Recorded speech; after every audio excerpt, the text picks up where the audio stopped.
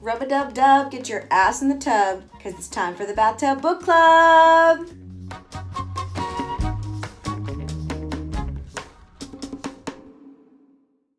What's up, bibliophiles, beer connoisseurs, and bath lovers? My name is Anna, and welcome to the Bathtub Book Club, the club where every week I take a bath, read a book, drink a beer, and then share my experience of those three Bs with you. So, shall we get started with this week's B's of the Week? So, like I said, every week I will be diving into the three main B's: books, beer, and bath stuff, sharing those things with you. And then in addition, I'll add some other fun essential B's, like maybe a beard of the week, or band of the week, or a bag of the week, because I'm a fan of those fine leather goods. Or maybe since we're going into fall soon, I'll start talking about some boots of the week, whatever B's happen to suit my fancy that week and are also related in some kind of theme to the book that I'm reading, I will share with you. So this week's bath stuff, I used this, I don't know if you can tell, but it's kind of bubbly over here. More B's, yay! So I used Bright Side Bubble Bar by Lush Cosmetics. It basically looked like, I don't know if you can check out the pictures on my social media if you want to see more about all the B's that I post throughout the week. But it looks like a giant cosmic turd. It's just this, it was this giant orange and orangey yellow, orangey red, spirally, swirly, galaxy looking bar, and I ran it under the faucet for the tub and just bubbles everywhere. So it's called Bright Side Bubble Bar by Lush Cosmetics, and I thought it was a perfect fit for this week's book of the week, just because it looked like, you know, something cosmic. It looked like a supernova or a galaxy, or the way that it was swirled together. And it's also called Bright Side Bubble Bar, like BBB, what? So perfect for this episode. So yeah, if you like taking baths, if you like trying different bath products, you can find it at Lush Cosmetics. I'm sure they have it on their website. I went in store here in Orange County and I found it and picked it up for myself. So yeah, so that's my bath product for the week, my bath stuff. The beer for the week.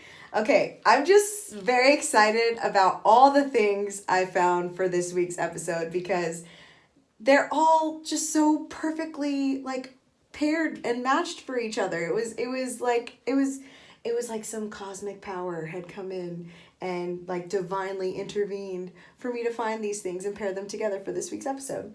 So the beer this week is called Fundamental Observation by Bottle Logic Brewing in Anaheim, California. And it's an Imperial Vanilla Stout.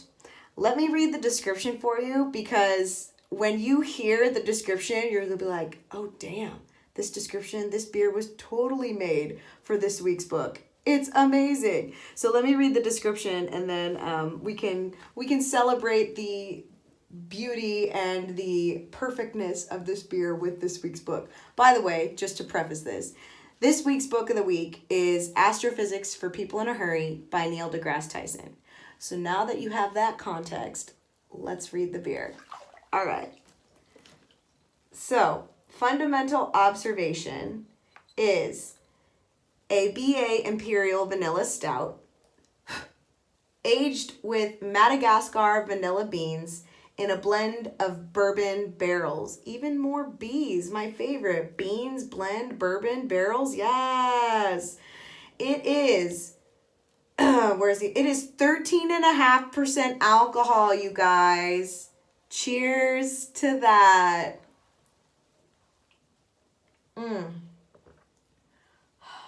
So amazing. So here's the description. Look closely. You've just discovered an imperial stout full of vanilla's fundamental flavor. This beer was aged in 4 different brands of bourbon barrels with heaping additions of Madagascar vanilla beans. Sit back, relax, and observe the world around you. End transmission. Like, is that not perfect for a book about astrophysics and the universe and space and time and the fabric of the world as we know it? Like, yes. Key words that just stick out. You discovered observe the world and transmission. It's like ground control to Major Tom. Hello. Yes. It's so great. So, yes, it is fundamental observation, which the name itself is so perfect as we dive into the observation of the universe, the known universe, and everything we know about the world and life. So yeah, thank you, Bottle Logic. Let me put this right here. Thank you, Bottle Logic Brewing in Anaheim, California, for brewing this perfectly suited beer for this week's episode. And let me just give it a taste. I have to sneeze.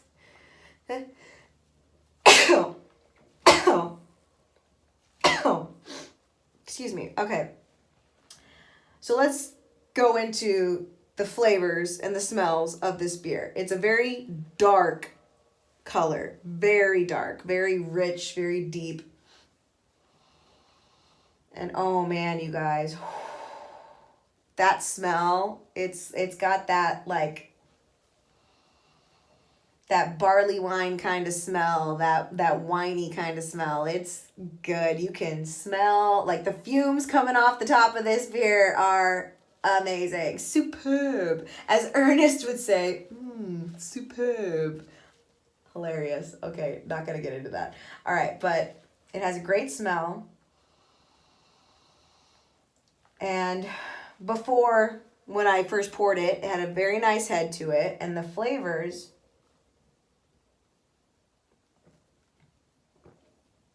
Wow. So you can taste the vanilla.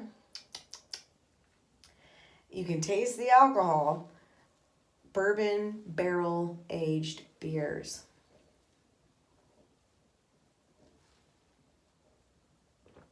Yeah, this is rich. This is very rich. It's got a great flavor. It's like a dessert wine. What is that line from Grease? Rizzo, they're having like the slumber party at not Sandy's place, Frenchie's place. Is it Frenchie's place? Frenchie's place. They're eating fucking Twinkies, and not Rizzo. Jan brings out the Twinkies. They were drinking wine, and Jan brings out the Twinkies, and everybody's like, "What the fuck, Jan? Why are you bringing out Twinkies right now?" And then she grabs the bottle of wine and she reads the label. It says it's a dessert wine. So if only I had some Twinkies right now. But yeah, this is like a dessert beer. This is like that luscious dessert beer that you would have after dinner. Just like, yes, with maybe like a brownie and some vanilla ice cream. Oh my gosh. Some French vanilla ice cream and a steaming hot chocolatey brownie. And some hot fudge chocolate syrup. Yes, that's what this beer is like. A brownie.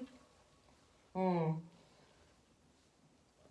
hot brownie, hot chocolatey brownie with vanilla ice cream on top and hot chocolate sauce to top it off. Cheers. Thank you again, Bottle Logic. Fundamental observation, Imperial Vanilla Stout. 13.5% alcohol. Delicious as fuck. Okay. So let's observe the known universe and get into Astrophysics for People in a Hurry by Neil deGrasse Tyson. All right. So I chose this book because it has been on my reading list for a while.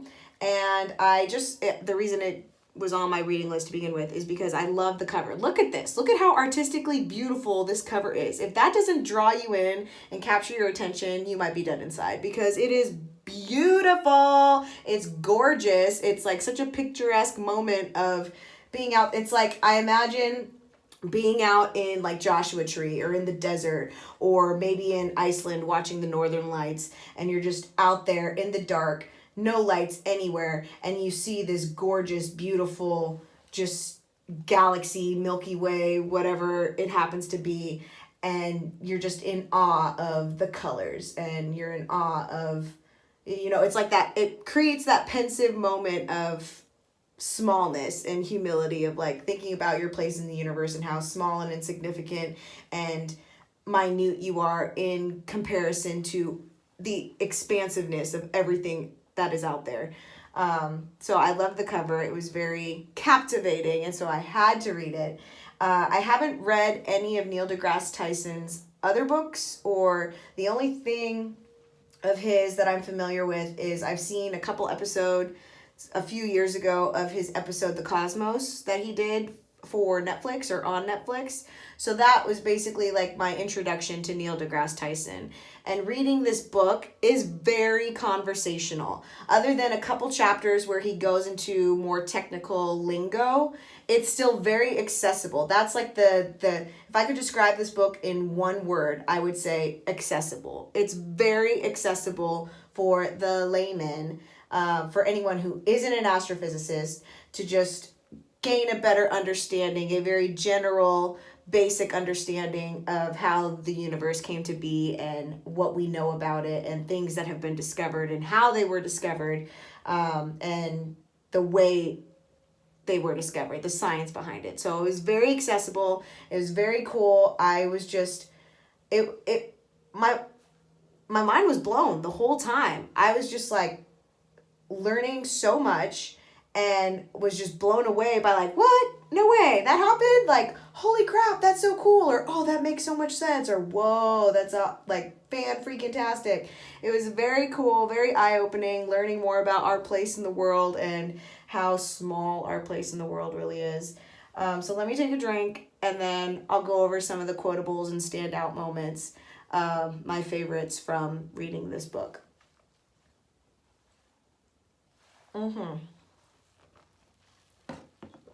Okay.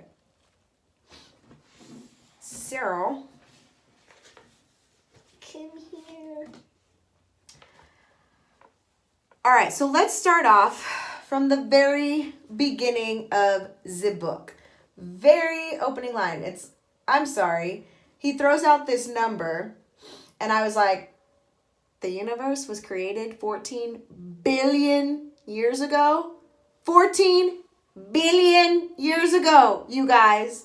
The universe, the known universe, the world, everything that we know and have discovered has been around for 14 billion years. Like, that is insane to think about how long everything has been around and how very, very tiny in the grand scheme of time and space we as humans and the earth has been civilized and been around.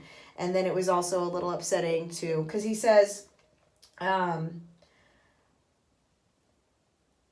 where does he say that? Oh, he's not talking about time. He's talking about size. Okay, so he said, he gave this great analogy at the beginning of the book where he says that everything that we know, all space, all time, like matter, all energy was contained in something the size 1/trillionth of a period. So like think of a period at the end of a sentence and then think of that 1/trillionth of that size. That's where everything, space, matter, energy was contained in something 1/trillionth the size of a period. And that's like, boom, mind blown. I'm like, what? That's just insane to think about. Like our perceptions of space and volume and matter and time and energy and all this stuff is so just the way that our perception is and what we think about as space. Because very simple example, I'm 5'1". I'm tiny. Like I'm not taking up a lot of space. And when I see somebody who's like 6'3" or like Rory McCann who's 6'6", I think like, damn, this person takes up so much space. They're huge in comparison to my tiny little 5'1" body. So like when we thinking about height is just like that comparison, that very human superficial comparison is insane. Like, oh, I'm 5'1". Somebody who's 6'6" is a giant. The amount of space they take up compared to my tiny little body taking up my little amount of space.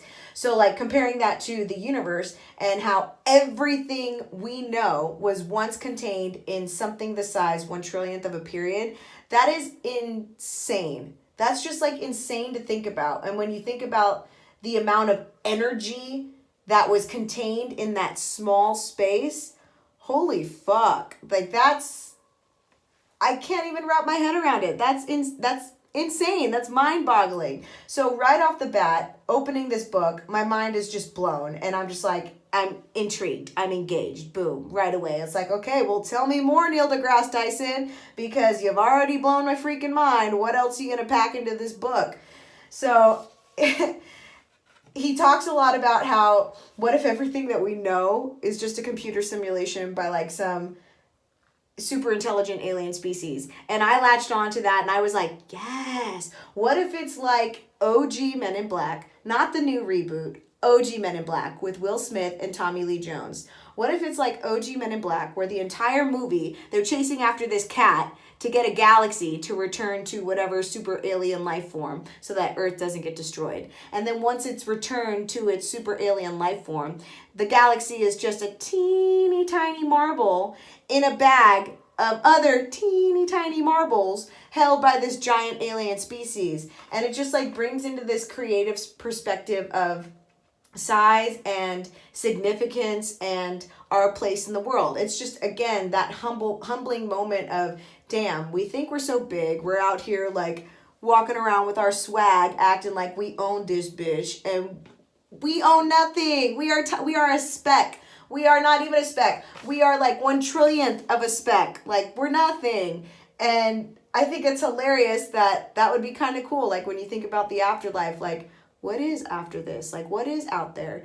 Obviously, we're not alone in here. There's totes aliens, you guys. Absolutely. 100%. I'm not a conspiracy theorist, but just from reading and thinking about things, it's like, there's no way we're the only living things, only living beings out here in the known universe and then beyond the known universe. There's no freaking way. There are totally other super intelligent alien species out there just laughing their asses off at us, like turning on their Netflix, turning on their YouTube, and watching like the triviality and pettiness of the human experience, and they're just like gasping and like we're an episode of the Kardashians or something. They're just laughing their asses off and shaking their heads and wondering, when are we going to figure this shit out? When are we just going to figure it out? So I thought that was hilarious that he makes this comparison and this like potential hypothetical situation, like what if this is all a simulation by aliens?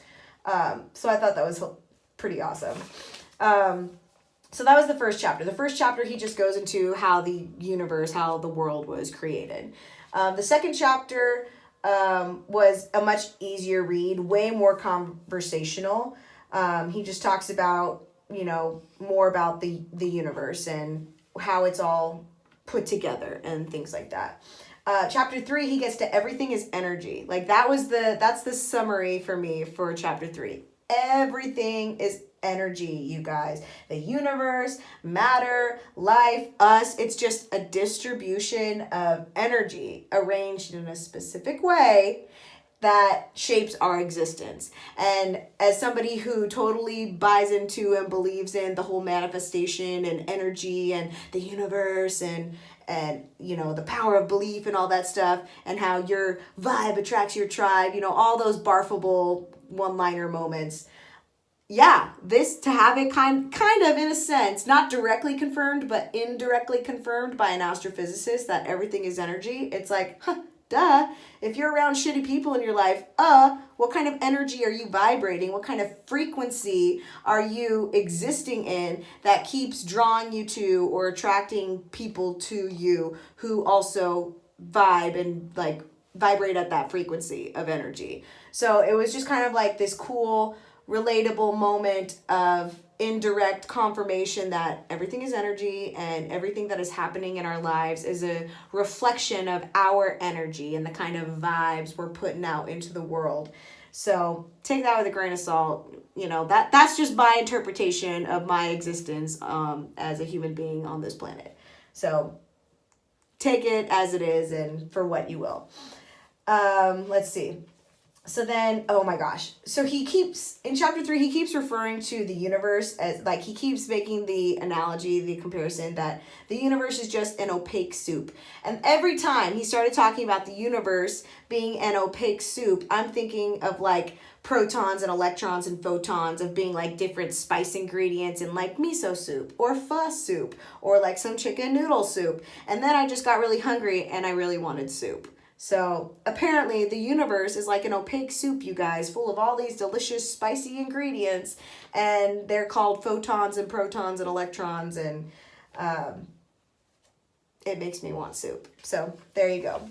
What else we got? Oh yes, this is my favorite. Okay, so in chapter 4, he drops some like important vocab words throughout the book. Like in the first chapter, my favorite vocab word that I think is just so amazing and wish I had more opportunities to use. So the vocab word he drops is transmogrification, and it's the best word ever, you guys. It means to transform in a surprising or magical way. Yes, a magical manner. Totally uses the word magical. So transmogrification, to transform in a surprising or magical manner. And then the next vocab word he drops, so he defines the Latin, Greek roots of the word galaxy. So the word galaxy comes from the Greek word Galaxias, which means milky. And I started laughing my ass off when I read this because I thought, so wait a minute. Neil deGrasse Tyson, are you telling me that my favorite movie, Guardians of the Galaxy, is just a movie about a group of rebels who are guarding milk? And then taking that a step further, the 90s classic Galaxy Quest is just a movie about a group of actors looking for milk. And I laughed and I died because that's hilarious. So now every time you watch Guardians of the Galaxy or you think of Galaxy Quest, you're going to think of, oh, they're just guarding milk, because the word galaxy, Galaxias, means milk.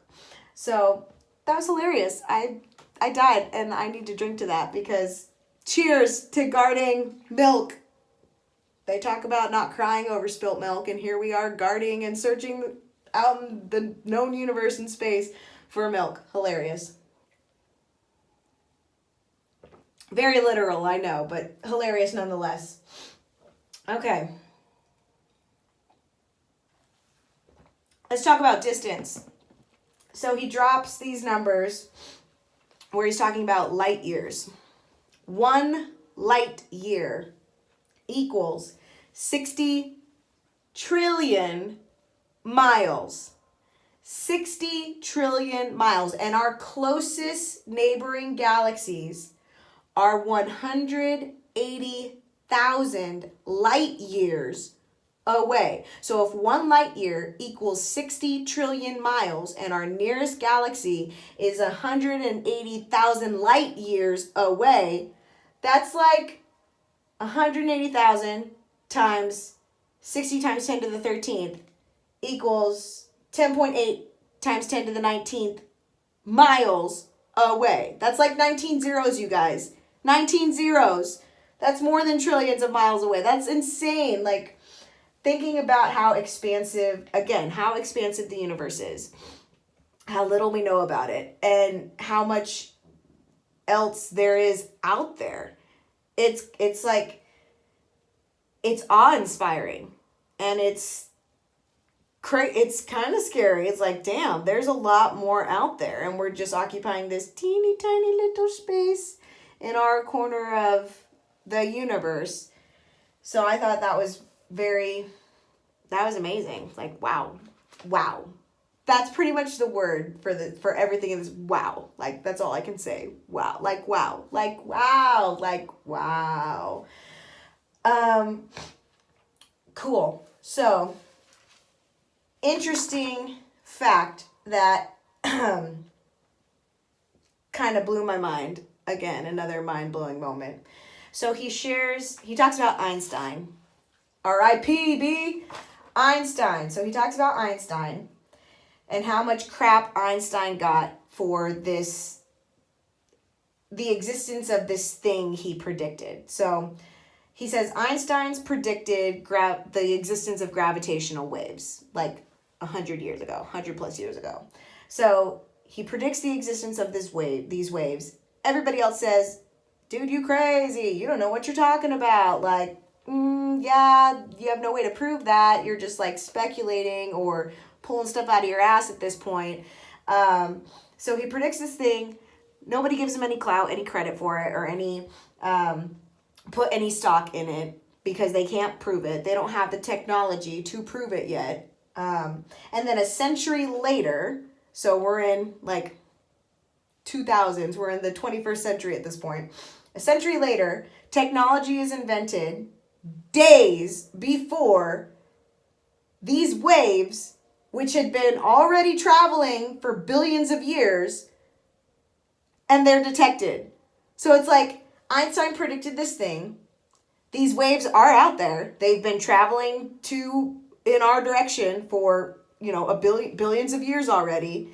And then a century after Einstein makes his prediction, we finally have like the technology to detect the presence of these waves. And then days after we create this technology, they detect the presence of these waves. So it's like, go Einstein, freaking brilliant OG, like pulling out these theories and these hypotheticals and these hypotheses and predictions. And it's like, why did Einstein not write the Farmer's Almanac? Why did he not like create the predictions of everything important that's going to happen over the 20th century? Because he totally nailed it, and he could have capitalized on some major Back to the Future shit by creating this almanac, putting together all these things. And I just thought that was dope. Like, dang, way to go, Einstein.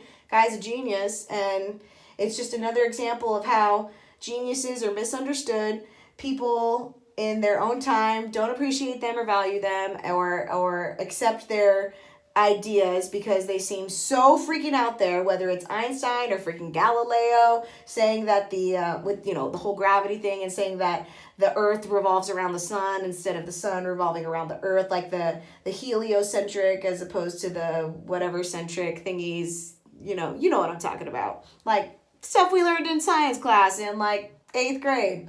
So yeah, it's just another example of how geniuses are misunderstood. So all of that to say, if you feel really misunderstood, you guys, just think of it, put it in perspective, and think of it as you're just ahead of your time. And people don't get you because you're ahead of your time and you're just way better than them. So keep that in mind. All right, so let's talk about dark energy. So, like I said before, Einstein made this prediction about gravitational waves existing, and everybody said, yeah, not happening. You can't prove it. Like, it's not, maybe not, but not in your lifetime. And then they happen to exist, and we detected them a century later. So it just takes time. Just takes a little time in the scheme of things, you guys, to catch up with geniuses. Right. So then Neil deGrasse Tyson starts describing dark energy, and he starts describing that they don't know what this thing is. They don't know how to describe it or have any way to like detect it. So they know something is there, but they don't know what it is. So basically they're filling in the blank of like, oh, well, we've identified all these other variables of this thing out there in space, but there's this one thing that isn't accounted for in our other calculations, and we don't know what it is, but we know something is there. We just know something is there. So we can't prove it, like, because we don't know how to quantify it or, describe it or whatever else astrophysicists use to describe things. But they just know something was there. And I was just like, wait a minute. How is this any different than the whole religion and the faith argument? Because you're a scientist and you're saying that you don't know something, you know something is there, you just know it, but you don't know what it is. And I was just like, okay, the whole like generations, eons debate between religion and science, and it's like, okay, how is your knowing that something is out there in space called dark energy, and you're calling it dark energy, but you don't know what it is?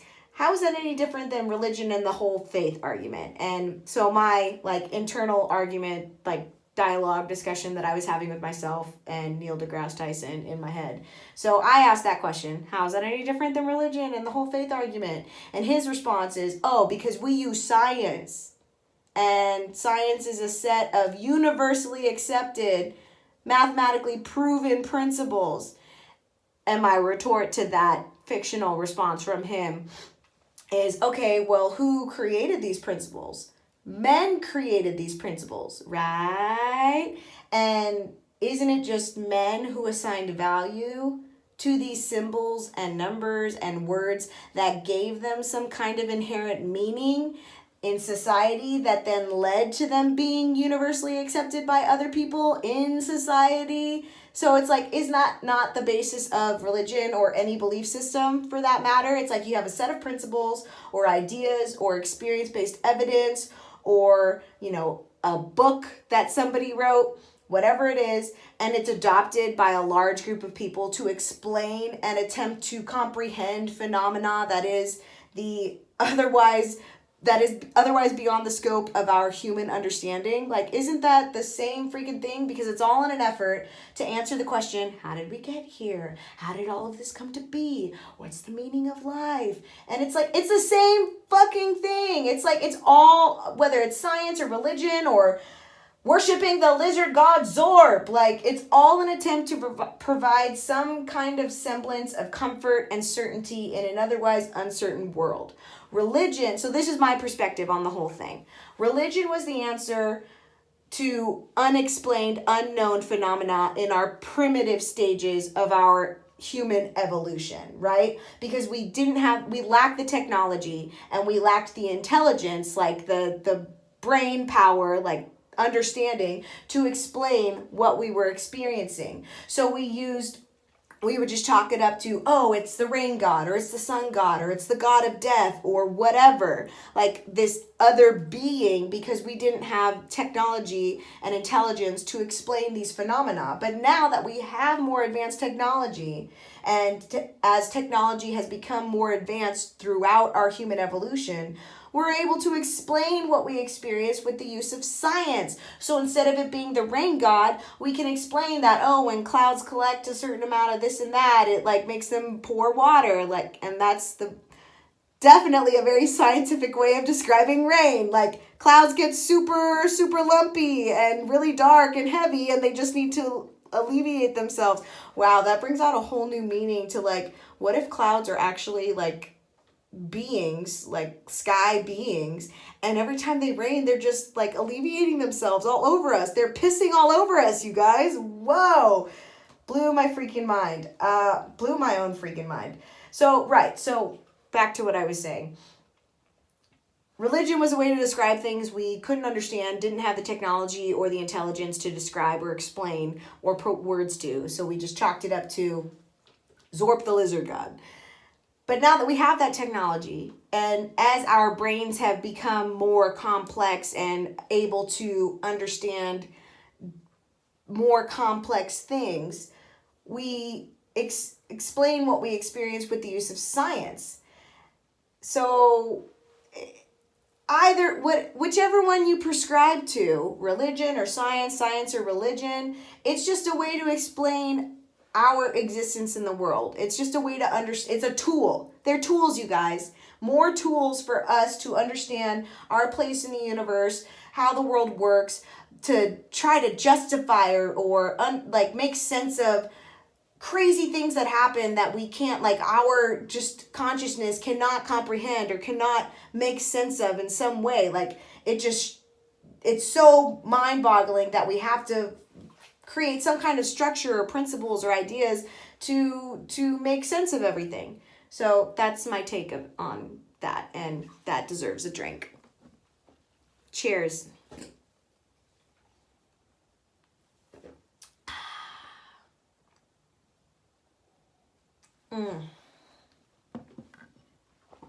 Okay.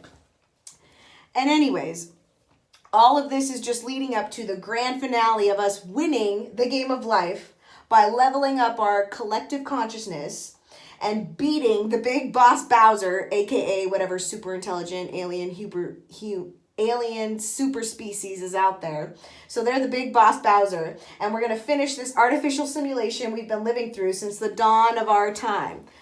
That's what all of this is accumulating to, you guys. It's just building up to this big boss Bowser battle moment with this super intelligent alien species where we win the game of life and we end this artificial simulation of life. So The places your mind goes when you start thinking about the universe and life and what it all means and your place in it.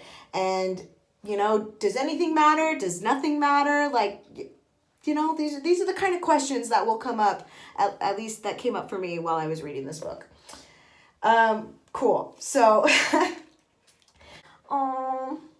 he talks about poor Pluto not being a planet anymore. R.I.P. Pluto, still planet in my heart.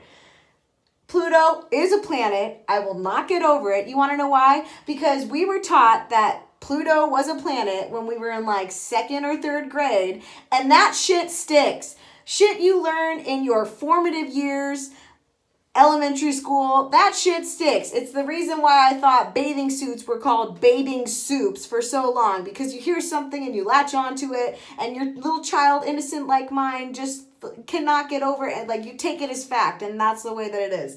So Pluto will always be a planet in my heart, regardless of what they recategorize it as.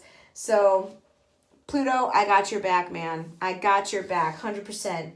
He had some great quotes throughout this book, you guys. Just like some really inspirational moments. For example, he dropped this wisdom in the first chapter of the book. Check this out. He says, "We are stardust, brought to life, then empowered by the universe to figure itself out, and we have only just begun." Oh my God, like how inspiring is that? It's like, yes, I am stardust. I have been brought to life. I have been animated by the lizard god Zorp, and I am going to figure out the universe and myself and what it all means, and I've only just begun. Like, that's some really deep, heavy, and like motivational shit right there. It's like, wow. NDT, Neil deGrasse Tyson, dropping these wisdom bombs on me. Here's another one, you guys. He says, "We are one with the rest of nature, fitting neither above nor below, but within." And it's like, okay, on the one hand, as cheesy and as also like tear-jerking as that is, it's also true, because going back to that thing he says about energy and how everything is energy, we are all just atoms, you guys. We are just a collection of atoms and particles and protons and electrons and photons and all these things. We're just a collection of all of this matter. We've been distributed and composed in a particular way. So this is what we call human, and this is what we call a book, and this is what I call a delicious ass beer. Let me take a drink to that. But it's all just particles. It's all just atoms. It's all just energy. So as cringy as some of you may think it is, I love it. It's like, yes, we are stardust. We are one with nature. We're not better than nor less than anything else. Like, it's all connected. And that may sound like some hippy-dippy woo-woo shit to some of you guys, but it's the truth, man. That's just like your opinion, man, because this is the truth. Like, we are love. We are one. We are all connected. It's just like energy, man. Get on board. Just like accept the truth. This is the truth. Just accept it. I am so loving this vibe right now. This is fantastic. This shit is strong. Okay, cool. And then he drops this other amazing, inspiring quotable. And he says, "We do not simply live in the universe. The universe lives within us." What?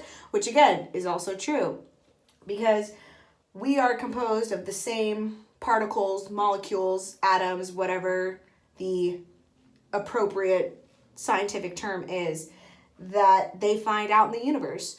Carbon and oxygen and all, the whole periodic table thing going on. Yeah, all of those elements are all just swirling around us. They're just composed in arranged in different ways. No different than, like, think of a piano piece. Like, think of Beethoven and Bach and Mozart. Like, it's the same, they have the same number of keys to work with. They're just arranging it in different ways, which is what makes it interesting, and which is what brings out a different emotion or feeling or effect or energy behind that vibration of, oh dang, full circle right there, vibration of the keys. Like the keys pounding against the strings, it brings out a different vibration, and you just compose those things in different arrangements, and it brings out a different feel. And it's like, yeah, same thing, universe lies within us, and it's just composed in a different way that makes sense to someone else. And like, that's why all of this, like, essentially, so here's the reflection that he makes the same conclusion, but that I also piggyback on and add to. That's why this human experience shit, that's why the stuff that we're experiencing out in the world is so fucking petty, is so trivial, is so insignificant. It doesn't fucking matter. Like, war and hunger and poverty and, you know, freaking like it here in America, the shit that Donald Trump is doing, and all this just petty shit. It's like, when are you going to get on board, dude? When is your consciousness going to reach a point where you see the truth that the universe lies within us? We are all freaking connected. We're all made of energy. We're all made of matter. Like, all of the same, it's all the same stuff. Like, when are you going to get past this very base level way of thinking that, oh, because you don't look like me, you're different and you're somehow less than, or I should fear you? It's like, come on, that's some caveman shit right there. Like, get with the program. Get with the program. Like, elevate yourself a few more, like, centuries, a few more millennia, okay, past this caveman shit that you go outside and, I see someone who doesn't look like me, and I should fear this person. I pick things up and put them down. Like, come on. All this shit is so fucking petty. It's so fucking petty. It's insignificant. It doesn't matter. The only thing that matters is that we're all connected. Like he says, nature is within us. We are one with nature. Like, everything is love. And you guys, you know what? You can categorize it as hippy-dippy woo-woo bullshit. You know, we went through a new age wave in the 70s, and now here we are again in the age of awakening, age of Aquarius, and we're going through another, like, consciousness raising and expansion of humans in the world to hopefully save ourselves from this artificial simulation that the super intelligent alien super beings have placed us in. It's like they're just sitting there laughing. I prescribe to that. There are totes aliens out there. They've created this simulation. They've created these scenarios to bring up all these fucking triggers and these patterns, and they're just waiting for us to figure this shit out. They're just waiting for us. They're sitting there smoking their hookah, smoking their bongs, getting high as fuck, drunk and merry, and like enjoying the pleasures of life, while here we are, like, very trivially and in a petty way, like, breaking each other down and picking each other apart. And they're just like, hey man, hopefully eventually they get on board, because we'd love to have them come party with us. Fuck. Get on board. Get with the program, people. That was my takeaway from Astrophysics for People in a Hurry with Neil deGrasse Tyson. Like, you look back on when you think about how expansive and how big the universe is, and how small and how little and how insignificant we are in the grand scheme of things, it is just baffling. It is upsetting. It is disgusting and disturbing the way that our freaking little feeble minds get so fixated and caught up on the me, instead of seeing the we in everything and how everything is connected. It's just, see, and the irony of that is the people who get this, the people who are with the program,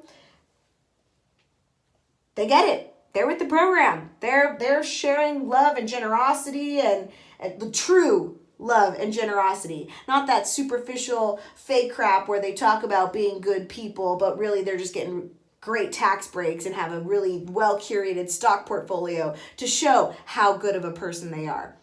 No, I'm talking about true people who just get it.